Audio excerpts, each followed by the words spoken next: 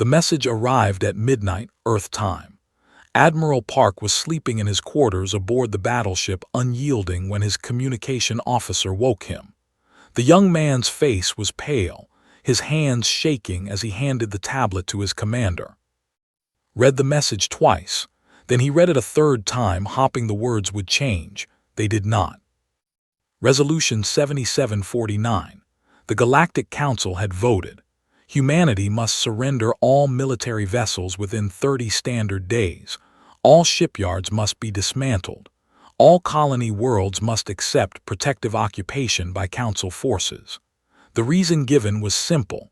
Humanity's volatile and aggressive nature posed a threat to galactic peace and stability. Sat on the edge of his bed for a long moment. He was 53 years old. He had served in the fleet for 30 years. He had fought pirates, protected convoys, and kept the peace along humanity's borders. He had always believed that if humanity proved itself peaceful and reliable, the other species would eventually accept them as equals. He had been a fool.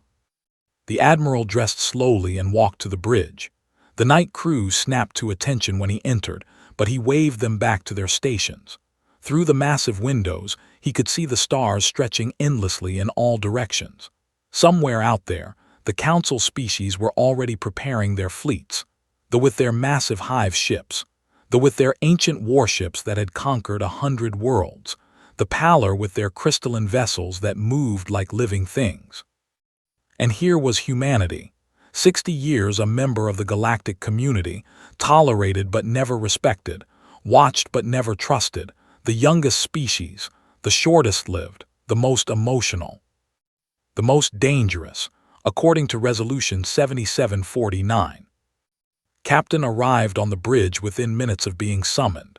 She was younger than by 15 years, but there was nothing young about her eyes. She had seen combat. She had lost friends. She knew what war meant in ways that most humans never would.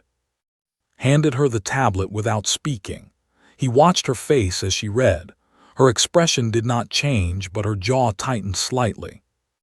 "Protective occupation," she said quietly. "That is what they called it when they took the worlds."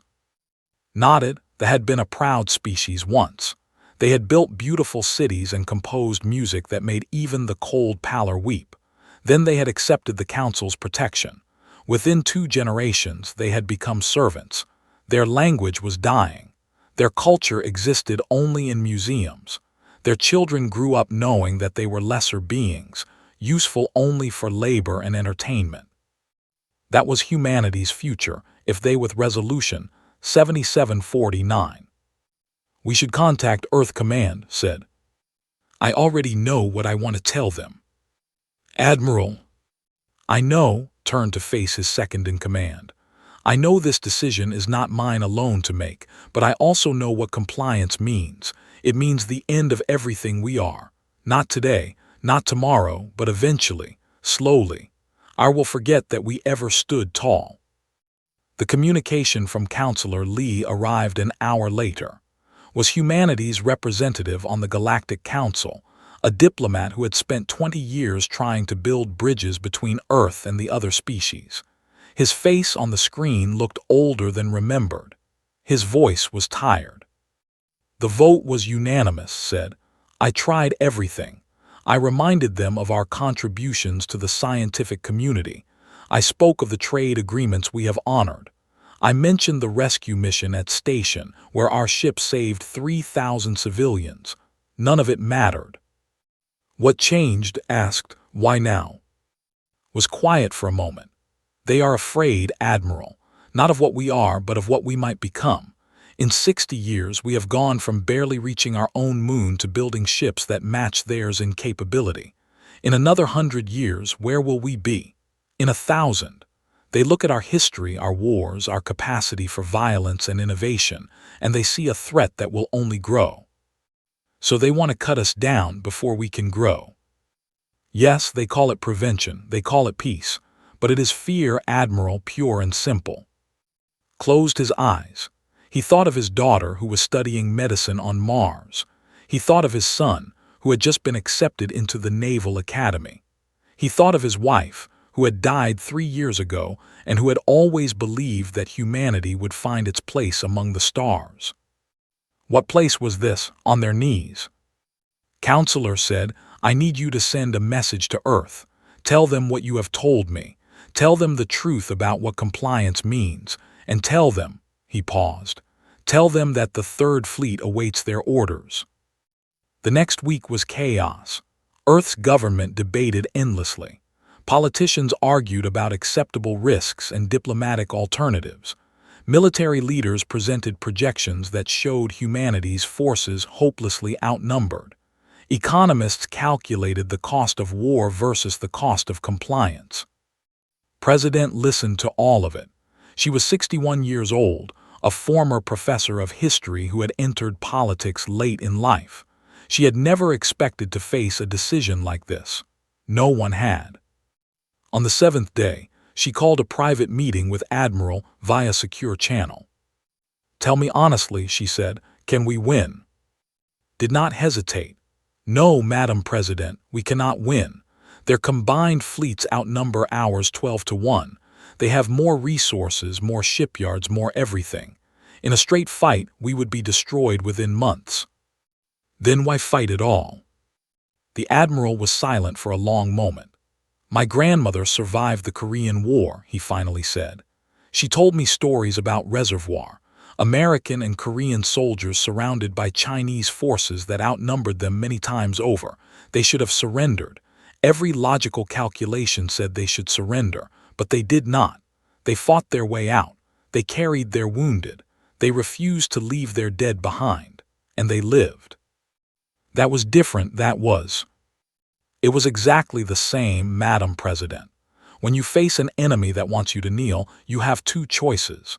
You can kneel and hope they are merciful, or you can stand and make them pay for every step they take toward you.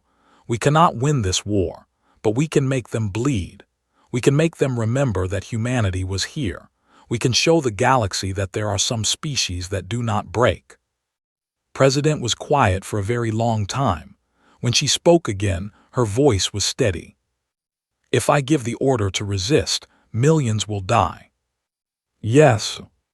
"Billions possibly." "Yes." "And you still recommend this course?" Admiral thought of their songs forgotten, their pride destroyed, their children born into chains. He thought of his own, the ones he might never have now. "I recommend that we die as humans rather than live as something less." On the 20th day after Resolution 7749, President addressed the people of Earth and all the colony worlds. Her speech was short. She did not use grand words or dramatic phrases. She simply told them the truth. The Council wanted humanity to surrender its future, and humanity would not comply. The next morning, Admiral Park transmitted a single message to the Council forces massing at the border. "We do not comply." The galaxy had given humanity an ultimatum. Humanity had given its answer. Now the stars themselves would tremble with what came next. Commander Shin had lived in shadows for most of his adult life. He was 40 years old, though he looked younger.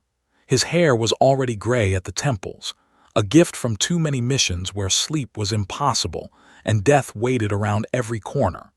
He commanded a unit called the Ghosts, 30 men and women who specialized in going places they should not be and doing things that officially never happened.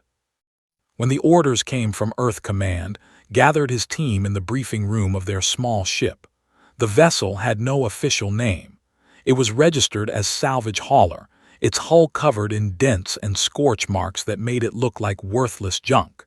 This was intentional. The best way to move unseen was to look like something no one wanted to see.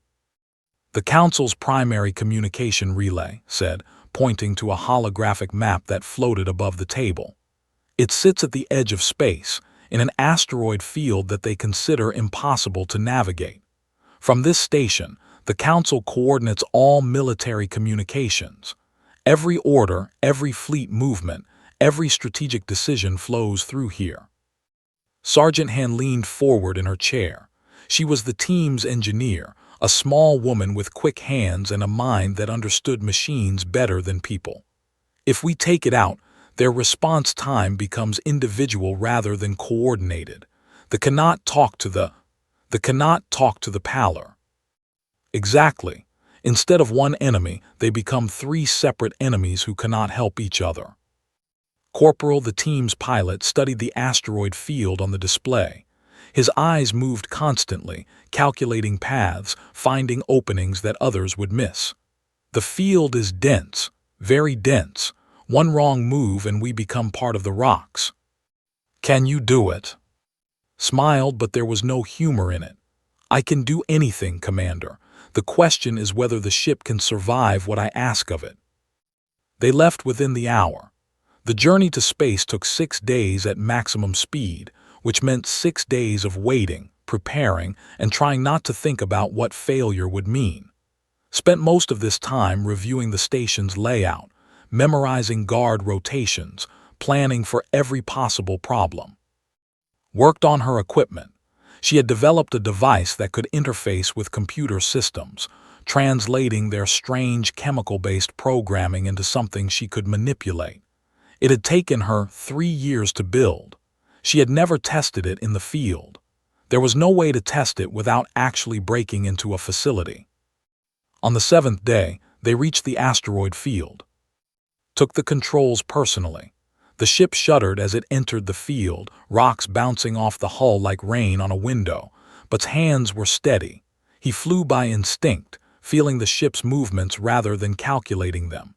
He squeezed through gaps that should have been too narrow. He anticipated collisions before they happened. He made the impossible look simple. 2 hours later, they reached the relay station. It was larger than had expected. The station was built into a massive asteroid, its surface covered with communication dishes and sensor arrays. Patrol ships moved around it in precise patterns, their pilots following routines that never changed. I count 12 guards inside, said, studying her scanner. All workers. Their exoskeletons are not combat-rated. They are not expecting trouble.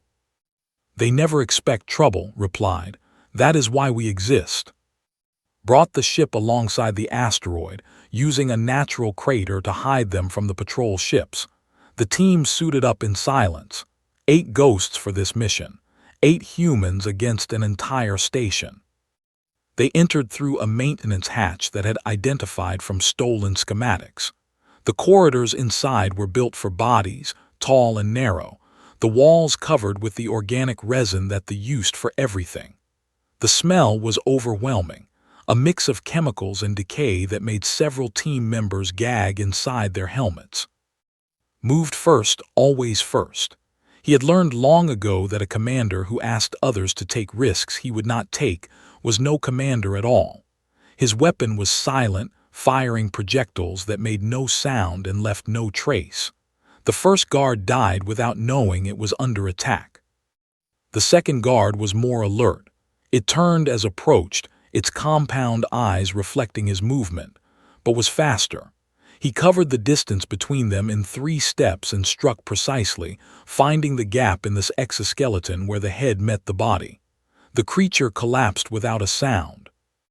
They reached the control center in 12 minutes. Immediately went to work on the main computer system while the others took defensive positions.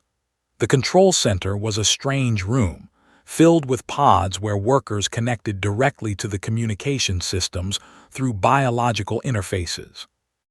This is more advanced than I expected, muttered, her fingers moving across her device. They have built redundancies into redundancies. If I just destroy the system, it will repair itself within hours. Can you shut it down permanently? I need to corrupt the base code, the biological programming that tells the system how to function. She was quiet for a moment, lost in her work. Yes, I think I can do this, but it will take time. How much time? 20 minutes, maybe 30. Checked his weapon. 20 minutes was a lifetime in hostile territory. 20 minutes was enough time for everything to go wrong. Everything went wrong at minute 15. An alarm shrieked through the station, a high-pitched sound that made teeth ache. Security forces began converging on their position, their movements coordinated by the very system that was trying to destroy. "How much longer?" demanded. "I am working as fast as I can." The first wave of soldiers arrived 30 seconds later. They were different from the workers, their exoskeletons reinforced with metal plating, their limbs equipped with built-in weapons. Steam opened fire, dropping the first 3 attackers, but more kept coming. Corporal had stayed with the ship, ready for extraction, but now his voice crackled over the communication channel. "Commander, I am seeing heavy movement outside. Patrol ships are returning to the station. We need to leave now." "Not yet, status." 2 minutes. The next wave was larger. Took a hit to his shoulder, the impact spinning him around. One of his ghosts, a young woman named Private, pulled him behind cover while another soldier took his position. "Commander, you are bleeding." "I noticed." Ignored the pain. Pain was just information. It told you that you were still alive. His voice cut through the chaos. "Done, the system is corrupted, shutting down now." The lights in the station flickered. The alarm stopped. The soldiers froze, suddenly cut off from the central command that had been directing their movements. For a precious moment they were confused, uncertain. Seize that moment. Move, everyone move now. They ran. Through corridors filled with smoke and debris, past workers who stumbled blindly without their communication network, over the bodies of those they had killed.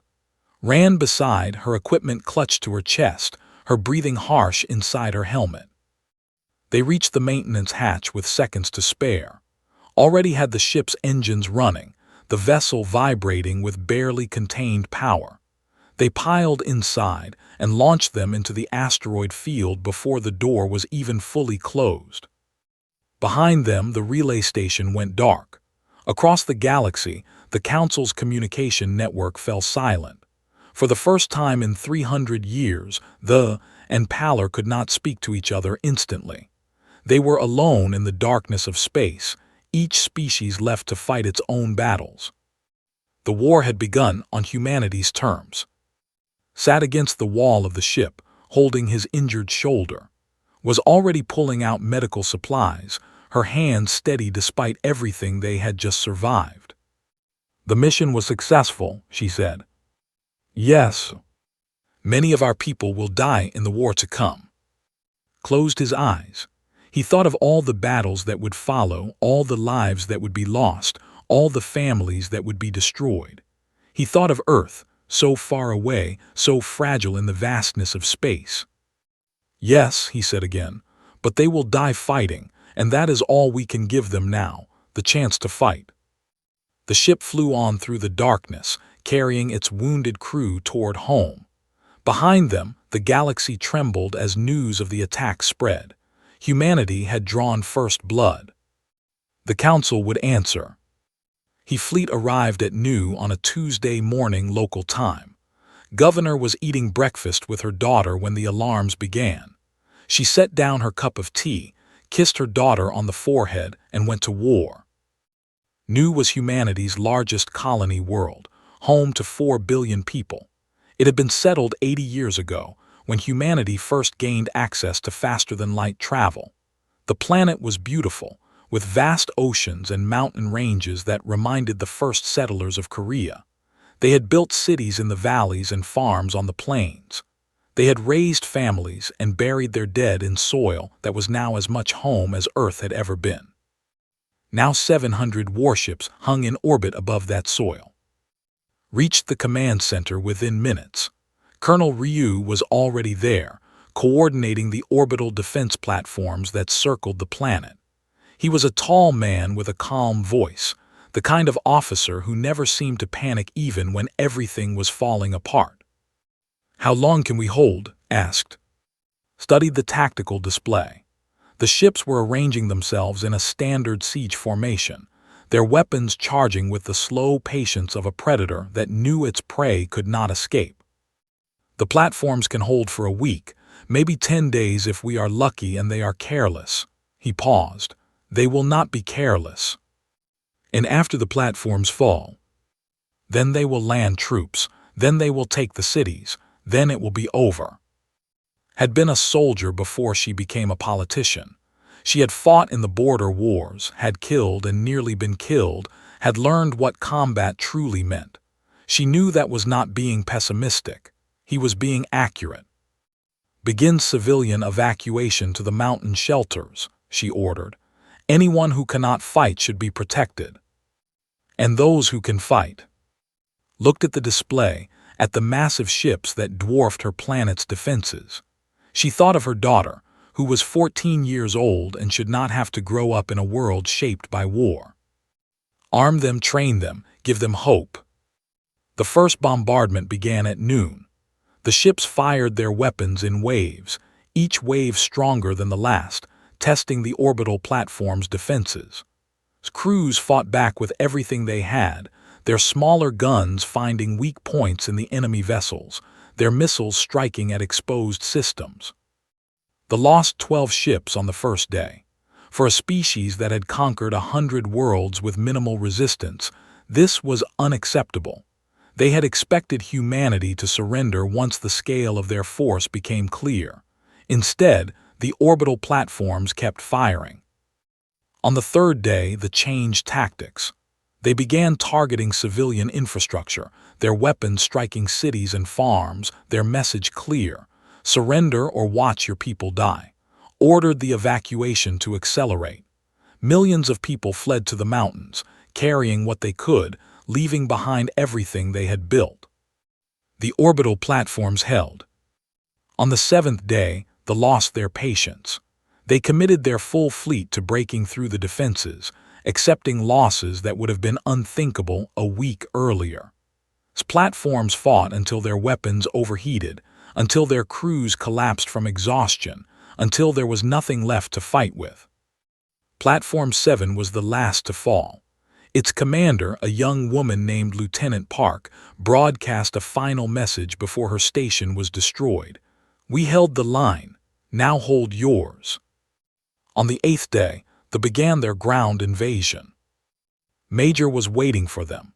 He had spent the past week preparing positions in the mountain ranges, setting traps, organizing the civilian volunteers who had refused to hide in shelters. His forces were small compared to the army, but they knew the terrain.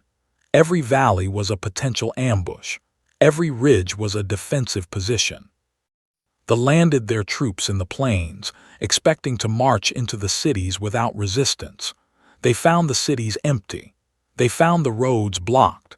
They found explosives buried in the fields that detonated without warning.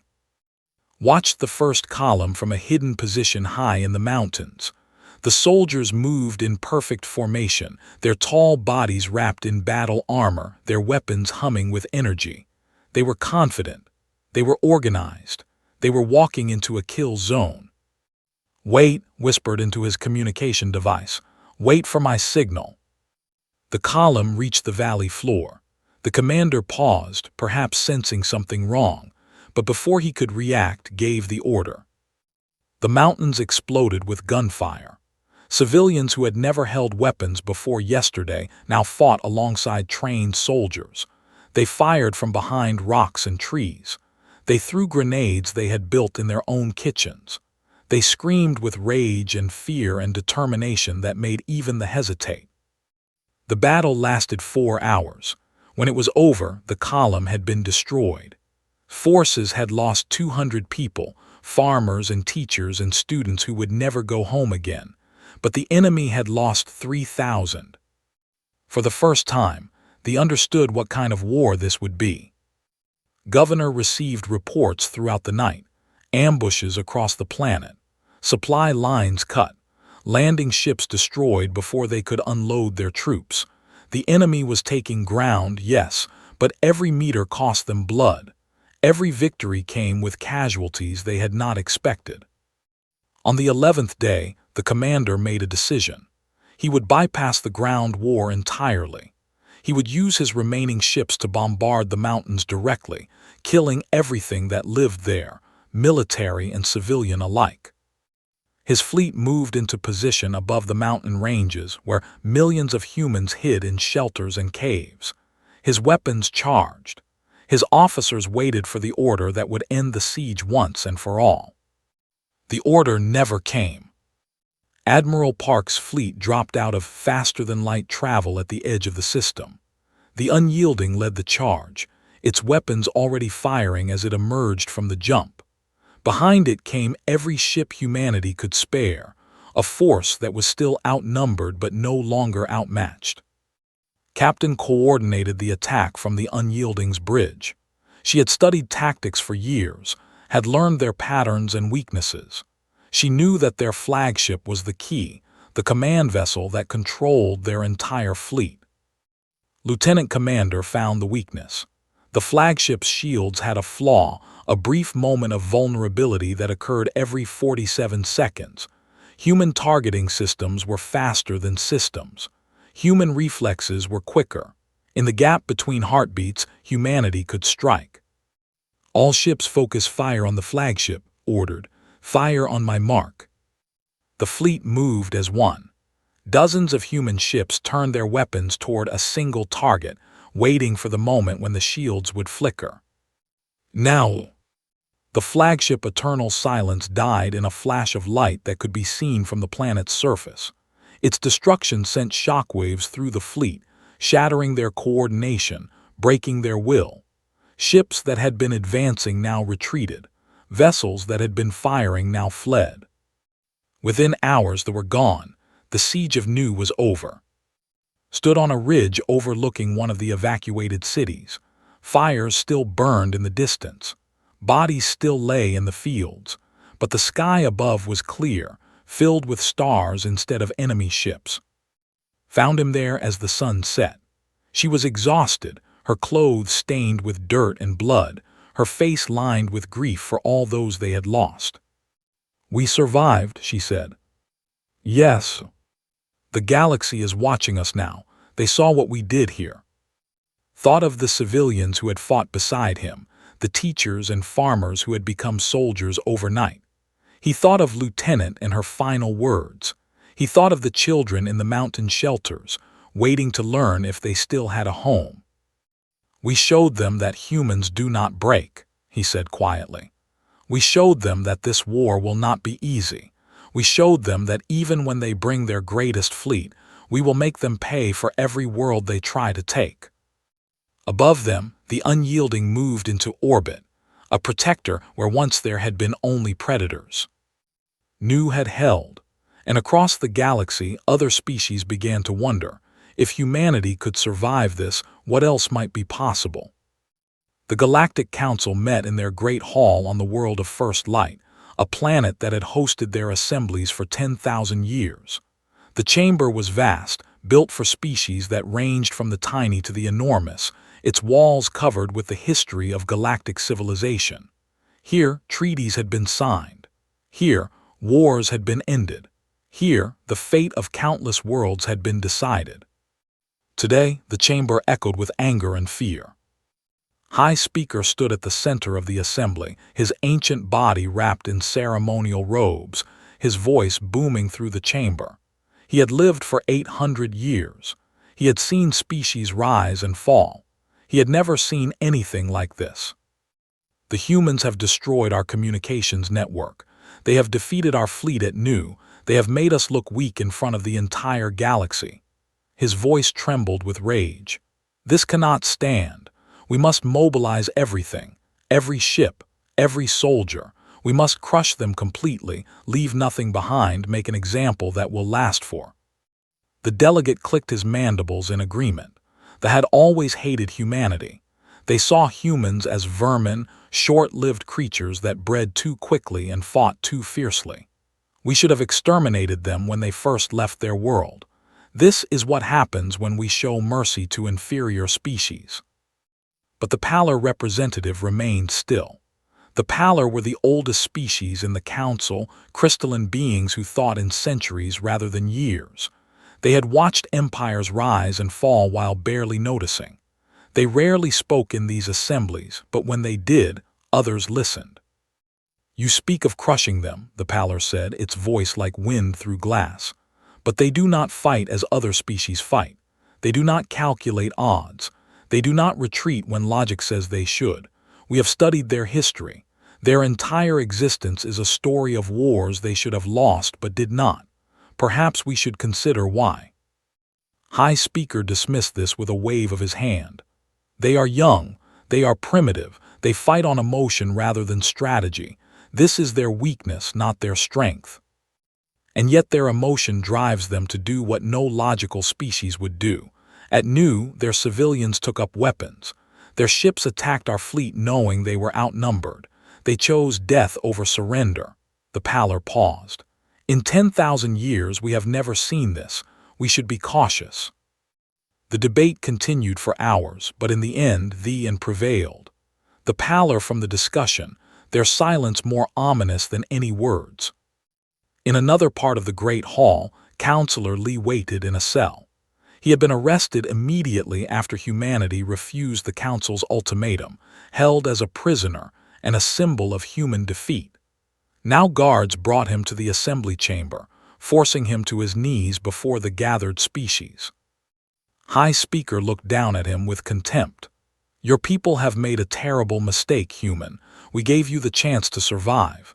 You chose war instead. Now you will watch as we destroy everything you have built. Raised his head. He was tired. He had not slept properly in weeks. His body ached from the rough treatment of his captors, but when he spoke his voice was steady. You have studied us for 60 years. You have watched our history. You have analyzed our behavior. He met the High Speaker's eyes without flinching. And you still do not understand. Understand what? We are not fighting because we think we can win. We are fighting because we would rather die free than live as your subjects. You look at our odds and see certain defeat. We look at our odds and see a choice. Surrender everything we are or fight for everything we might be. That is not a calculation. That is a decision, and we have made ours. Smiled, and there was something in that smile that made even the uncomfortable. You want to make an example of us? Go ahead, destroy our fleets, burn our worlds, kill every last human in the galaxy. But know this, 1,000 years from now, species that have not yet evolved will tell stories about the humans. They will tell their children that once there was a people who looked at the greatest powers in the galaxy and said no. And that terrifies you more than any weapon we could build. The guards dragged him away, but his words remained in the chamber like a ghost that would not leave. Far from First Light, Captain O was teaching the true meaning of terror. Her destroyer squadron had become legendary in the months since the war began. They appeared from nowhere, struck supply convoys with devastating precision, and vanished before reinforcements could arrive. They called her the ghost who burns. Was 32 years old, small and quiet, the kind of person you would not notice in a crowd. This made her perfect for her work. Enemies underestimated her until it was too late.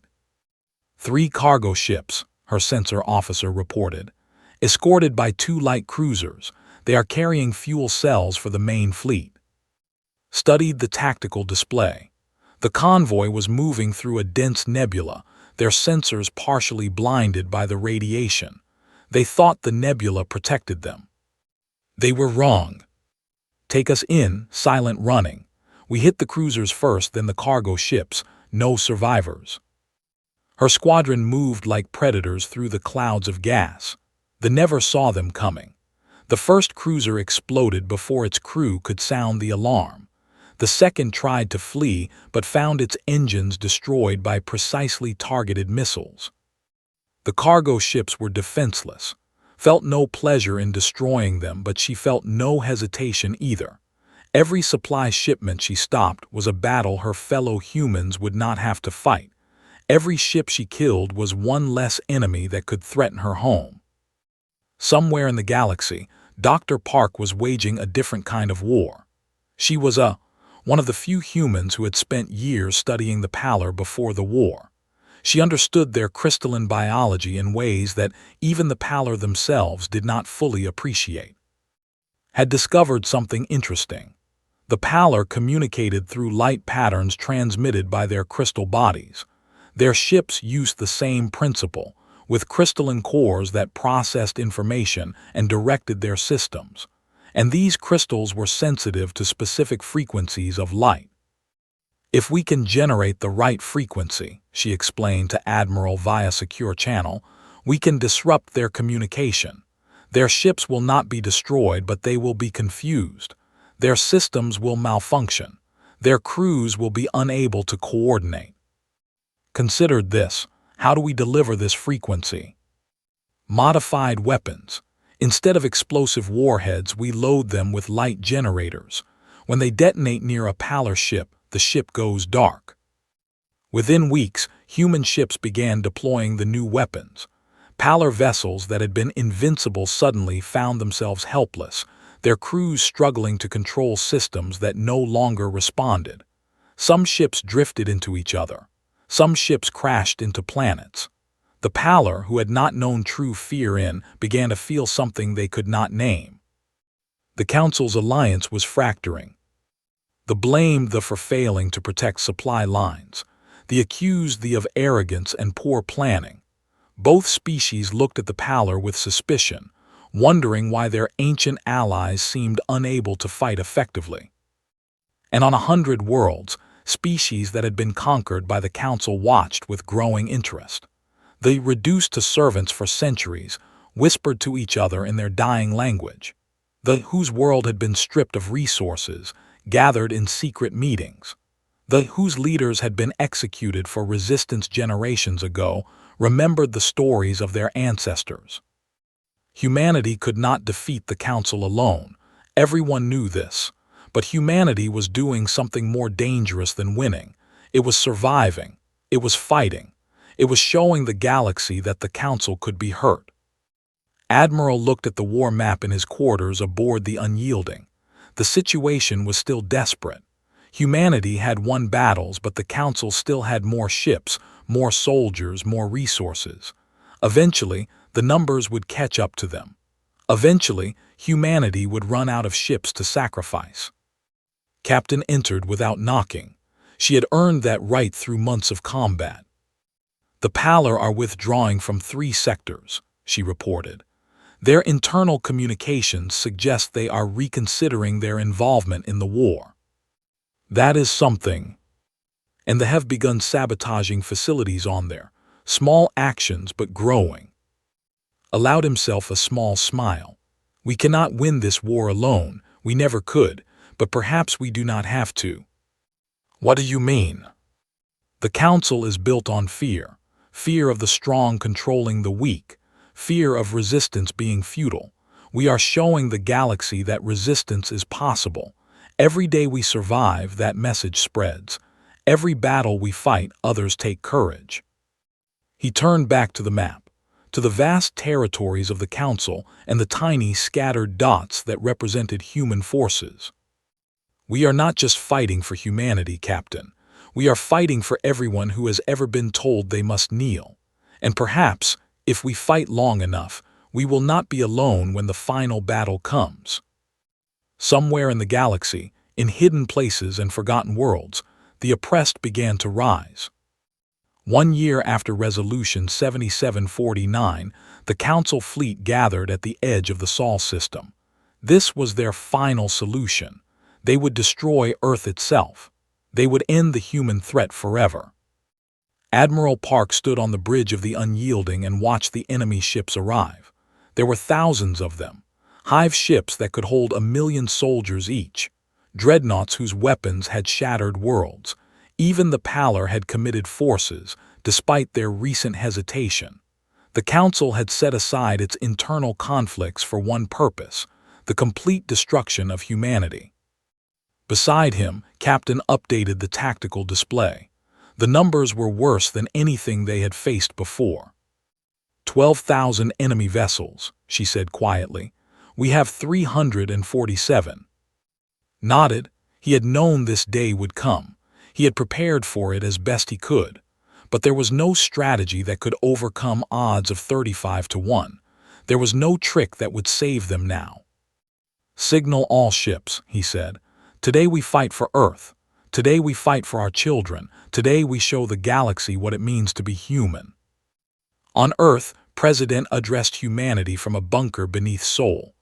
Billions of people watched on screens across the planet and the colony worlds. They knew what was coming. They had known for months. "They want us to despair," she said, her voice steady despite everything. "They want us to realize that we cannot win. They want us to understand that fighting is pointless, but they have forgotten something. They have forgotten who we are." She paused, looking directly into the camera. "We never expected to win. We never fought because the math said we would survive. We fought because surrender was worse than death. We fought because our children deserve to grow up free. We fought because we are human and humans do not break." Tears were streaming down her face now, but her voice never wavered. "Today, our fleet will face the greatest armada in galactic history. Many of our people will die, perhaps all of them, perhaps all of us, but they will remember. 1,000 years from now, 10,000 years, they will remember that there was a species called humanity, and we never kneeled." The battle began at noon, Earth time.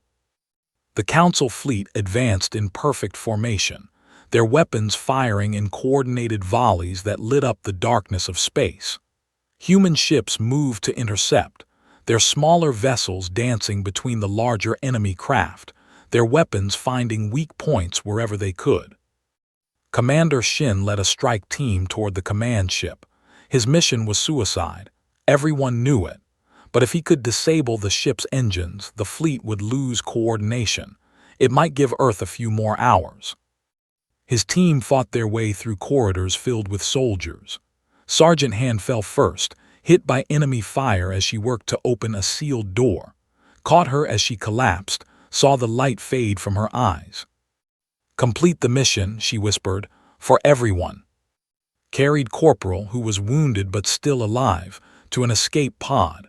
He activated the launch sequence and stepped back. "Commander, what are you doing?" demanded. "Someone has to set the charges manually. The remote system is damaged," smiled. It was the first genuine smile he had managed in months. "Tell them I said goodbye. Tell them I was not afraid." The escape pod launched, turned and walked toward the engine room, his weapons ready, his heart calm. He thought of his family on Earth. He thought of all the people he had served with over the years. He thought of what it meant to die for something larger than himself. The explosion that destroyed the command ship was visible from Earth. Major led boarding actions against capital ships. His Marines, many of them the same civilians who had fought beside him at Nu, threw themselves against enemy vessels with desperate courage. For every ship they captured, they lost 200 soldiers. Himself led the assault on the vessel Eternal Wisdom. He fought through decks filled with enemies, his rifle growing hot from constant firing, his body covered in wounds he did not have time to notice. When his ammunition ran out, he picked up an enemy weapon. When that failed, he used his fists. He reached the bridge and killed the commander in single combat. The ship was captured. 300 human Marines had entered. 22 survived. Captain O, the ghost who burns, faced the largest Pallor dreadnought in the enemy fleet. Her destroyer squadron had been reduced to 2 ships. There was no way to defeat the dreadnought. There was no way to survive. She made a decision. "All hands to escape pods," she ordered. "I am taking manual control." Her crew protested. She ignored them. One by one, the pods launched, carrying her people to safety. When the last pod was gone, sat alone on her bridge, guiding her ship toward the dreadnought's main weapon array. The collision destroyed both vessels. The Pallor fleet lost its heaviest firepower in an instant. On the Unyielding, Admiral watched as his fleet was slowly pushed back. They had fought brilliantly. They had destroyed hundreds of enemy ships, but there were always more. The Council's numbers were endless. "Admiral," Lieutenant Commander said suddenly, "I am detecting new contacts, hundreds of ships dropping out of faster-than-light travel." His heart sank, more enemy reinforcements, it was over. But's voice was strange, confused, hopeful. "Sir, they are not Council ships, they are. I do not recognize them." Looked at the tactical display. The new arrivals were positioning themselves between the Council fleet and Earth. Their weapons were charging, and they were broadcasting on all frequencies. "Humans of Earth, we are the. For 200 years we have been servants. For 200 years we have been told that we are nothing. Then we watched you fight. We watched you stand against the greatest powers in the galaxy. We watched you refuse to break, and we remembered who we were." More ships arrived. Vessels, crude but functional, built in secret over decades. Warships, hidden in asteroid fields, waiting for this moment. Dozens of species that the Council had dismissed as irrelevant, as conquered, as broken. The message repeated across the stars. "You showed us that chains can be broken. We stand with you." The Council fleet, suddenly outnumbered, hesitated. They had never faced anything like this. Their entire civilization was built on the assumption that conquered species stayed conquered, that resistance was futile, that the strong would always dominate the weak. Humanity had proven them wrong. The pallor first. Their ancient patience told them that this war was lost, that continuing would only bring greater destruction. The followed, their fleet broken, their pride shattered. The fought until they could fight no more, and then they fled. The Battle of Saul was over. Admiral sat in his command chair as the enemy retreated. Around him, his crew was cheering, crying, embracing each other. They had survived. Against all odds, against all reason, they had survived. Stood beside him, her hand on his shoulder. "We did it," she said softly. "We actually did it." Shook his head. "We did not do it alone. We never could have done it alone, but we showed them the way. We showed them that it was possible to fight." A year later, the Treaty of Saul was signed in the ruins of the Council's Great Hall on first light. The Galactic Council was dissolved. A new assembly was formed, one where every species had an equal voice, where no one could be forced into subjugation. Counselor Lee, freed from his imprisonment, represented humanity at the signing. When he placed his hand on the document, the gathered species rose to their feet, not in threat, in respect. Admiral Park retired to a small house in the mountains of Provence. He grew vegetables and watched the sunrise and tried to find peace after so much war. Sometimes Captain visited. Sometimes the he had feared would never exist played in his garden. President served 2 more terms before stepping down. She spent her final years teaching history at a university on New, telling young people about the war they had almost lost and the future they had fought to build. In orbit above Earth, a memorial wall floated among the stars. 4 million names were inscribed on its surface. Every human who had died in the war, every sacrifice that had made survival possible.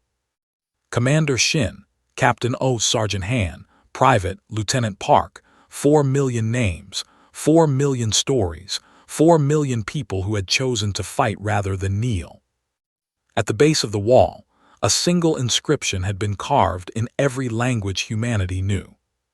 "They asked us to kneel. We taught them what standing costs." Across the galaxy, species that had never known freedom began to build new lives. They sang again, their ancient songs echoing through streets that had been silent for centuries. They rebuilt their world. They told their children stories of the humans who had shown them that courage was still possible. And somewhere in the vast darkness of space, other young species looked up at the stars and wondered what their place in the universe might be. They would face challenges. They would face enemies who wanted to dominate them. They would face moments when surrender seemed like the only option. But now they knew the truth. They knew what one species had done when pushed too far. They knew that the impossible was only impossible until someone refused to accept it. They knew the answer humanity had given. We do not kneel, we do not break, we stand. And we fight.